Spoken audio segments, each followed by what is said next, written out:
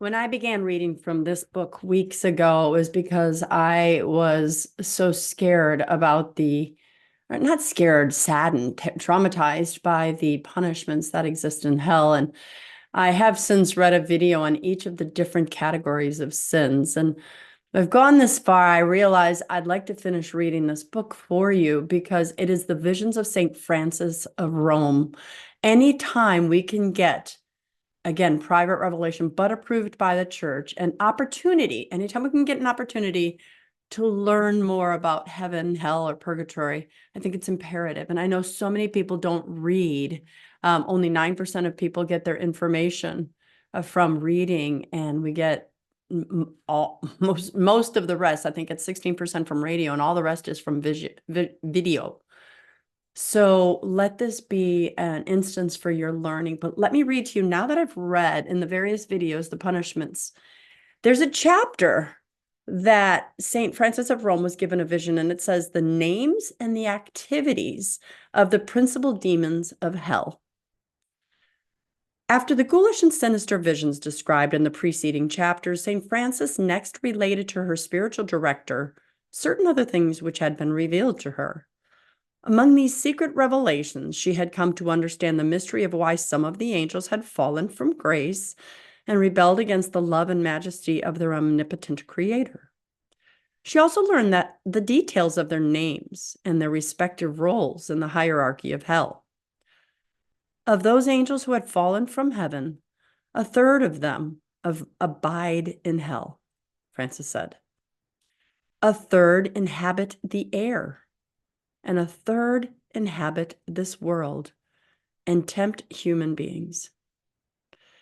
But those angelic spirits who allied themselves to Lucifer in his ill-fated rebellion are, like him, strictly confined to the regions of hell.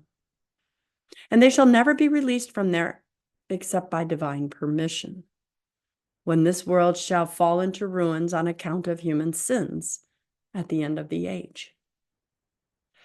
These rebel angels, who became the demons who abide permanently in hell, are the worst and most evil of all. Those who inhabit the air and those who live in the world are those who took neither the part of God nor of Lucifer in the attempted primordial rebellion, but who try to remain as neutral onlookers. As you can see, God's not good with neutrality. Francis related that in hell, there are three great demonic princes who are bound together with their leader, Lucifer, or Satan, and who had been his chief allies in his attempt to seize power in heaven. Each of these had once been a glorious angel of exalted rank, but were now the most evil and malignant, as well as the most powerful of all the demonic horde. Lucifer himself is a primary place as supreme ruler and monarch of hell. But the first of his allies or generals is called Asmodeus. Asmodeus had formerly been one of the cherubim, but now presides over all the vices and sinful lusts of the flesh. Next was a demon called Mammon, who had formerly been from the angelic choir of the thrones, but now is the leader of the vice of avarice and all the sins which spring therefrom. The third in rank of the henchmen of Satan was a demon called Beelzebub. Before his fall, he had been a member of the angelic choir of the dominions, but now he presides over all forms of idolatry and superstition, and in particular, the crimes of witchcraft and sorcery. He is ruler and potentate over the pernicious darkness and vain phantasms which cloud the minds of those mortals who immerse themselves in occult and forbidden practices. These three principal demons, or dukes of hell, Asmodeus, Mammon, and Beelzebub, never leave the infernal domain of Lucifer himself, but always remain within the Tartarian realms of hell. But they are able to send forth other malign demons who are their vassals. These diabolical thanes, whom they send forth as emissaries, normally also dwell in the nether regions of the abyss, but sometimes can venture forth with the permission of God into the world to perform some malicious action or to instigate some disaster or catastrophe in the human or natural world. These demons, when they enter our world, either remain in the air or sometimes even walk among human beings to carry out whatever their evil missions happen to be. But they do this only with the permission of God and according to the inscrutable decrees of divine providence. As described earlier, hell is divided into 3 different levels: a lowest, a middle, and an uppermost region. These different levels were each inhabited by fallen angels according to the rank with which they had formerly occupied in the celestial hierarchy before their ancient fall. Those fallen angels which had come from the highest 3 choirs, the seraphim, the cherubim, and the thrones, are consigned to the very lowest and darkest of the levels of hell. Here they both experience torments of the most unimaginable and severe intensity, and are also responsible for inflicting befitting punishments upon the very worst of sinners. This set of demons, who were formerly the most glorious and exalted of all the angels, are subject to the direct dominion of the arch-fiend himself, Lucifer, who is the Lord of Flies and the Prince of Darkness. For this fallen angel, known as the bearer of light and the morning star, is both the supreme patron and ultimate victim of pride. He rebelled against God, not to attain to any real pleasure, happiness, or rest, but rather for the sake of nothing more than pride. That is, for the vapid glorification of his own sense of self. This vice is surely more futile and pernicious than any other, for it does not even gratify the senses as some other sins do, but is merely an empty shadow, like imaginary gold or counterfeit currency. For status and glory, which are the principal objectives of the vice of pride, bring no real happiness, but merely toil, anxiety, unrest. Thus, pride is both the most harmful and the most pointless of all sins. The next level of hell, which is the middle region, is occupied by those demons who before the fall belonged to the angelic choirs of the dominations, powers, and virtues. These fallen angels are tormented there, and they are responsible for inflicting suffering on the souls who have been consigned to that region for punishment. Their leader is the demon Asmodeus, a fallen cherub. This Asmodeus is prince and patron of all sins pertaining to the desires of the flesh, for his own heart is a veritable cesspit of insatiable lust. It was the same fiend who was smitten with infatuation for Sarah in the book of Tobit and maliciously killed the 7 men who attempted to marry her. In the uppermost level of hell are the rebel angels who came from the 3 lowest ranks, namely the principalities, archangels, and angels. This uppermost level of hell is the least horrible of the 3, but needless to say, even its terrors and torments far exceed all human words and mortal imaginings. The leader of these demons had fallen from the celestial choir of the thrones, and is named Mammon.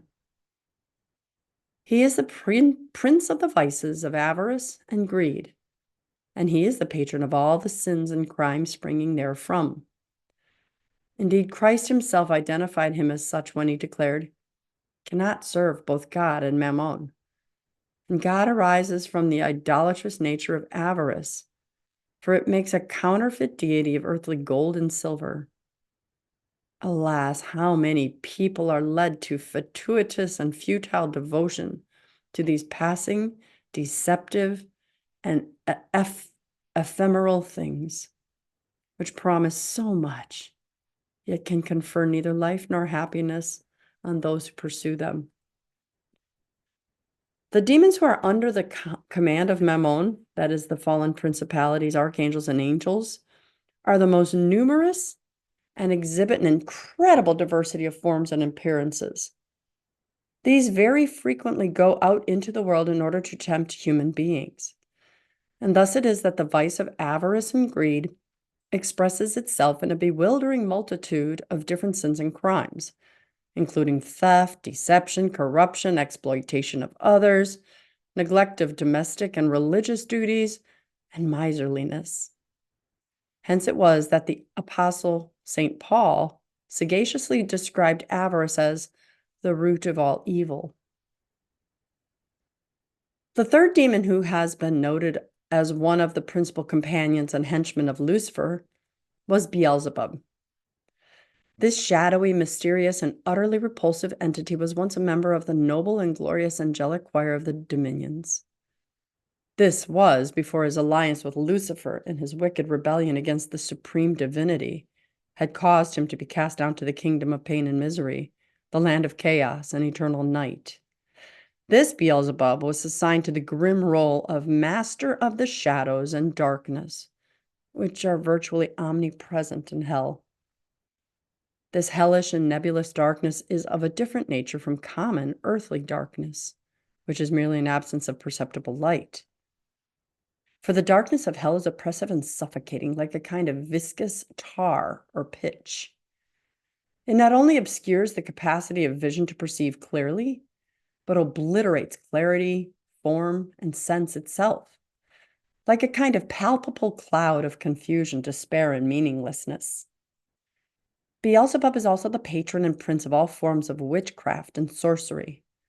For these nefarious practices cast dark shadows and confusion over human minds and draw them away from the radiant and liberating splendor of the eternal truth.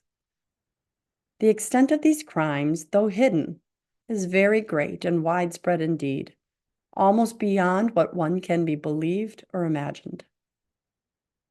Various demons who are under the command of either Lucifer, Asmodeus, Mammon, or Beelzebub are constantly sent forth into the world to tempt human beings. The wicked spirits sent forth by Lucifer, that is, those who were formerly seraphim, cherubim, or thrones, inhabit the air and they generate tempests, hail, thunderstorms. They also implant the malignant and noxious seeds of pride into human hearts. The Thanes of Asmodeus are active in stirring up the lustful desires and the sinful impulses of the flesh. Those sent forth by Mammon prey upon souls who are already weakened by the vices of pride and lust, and they cause these souls to be filled with avarice and greed for the worldly lucre. Finally, the demonic ministers sent out by Beelzebub seek out carefully and cunningly those who have been frustrated in the fulfillment of the impulses of pride, lust, and avarice. Once they have found such unfortunate and miserable souls, and there are a great many of them, they turn their thoughts and inclinations toward the dark arts of sorcery, witchcraft, and the occult, or in some cases cloud their minds utterly with the poison of heresy. Frances revealed to her spiritual father that when one of the demons sent forth to tempt a particular person was not successful in its wicked endeavor, it would be struck with the utmost confusion and despair. Sometimes it would then proceed to try to tempt another individual or try to bring about some harmful or wicked effect in another way. With the permission of God, demons could also enter into the bodies of brute animals, causing madness, viciousness, or illness in these hapless victims. Other times, again, with the permission of Almighty God, they would take control of the bodies of living human beings. Such demonic possessions are occasionally made manifest in horrible and grotesque displays, but more often than not, they are completely unsuspected by others. Demons could also impersonate ghosts, claiming falsely to be the returned spirits of the deceased. Whenever a demon did succeed in tempting a soul into the paths of sin, it would remain on the earth after the soul it had conquered had been taken off to hell. Following this, the demon would then move on to another soul and begin to tempt it. With each successive victory, the demon would become ever more cunning, more subtle, more wicked, and stronger. Frances also revealed that any given demon does not try to tempt more than one soul at a time, but focuses all its attention and power on overcoming the resistance of just one individual. Get the book. There's so much in here that can help us change all of our decisions. Link to the book in the show notes. I'm Dr. Christine Bacon. Thanks for watching this Bacon Bit. And remember to live your life sunny side up.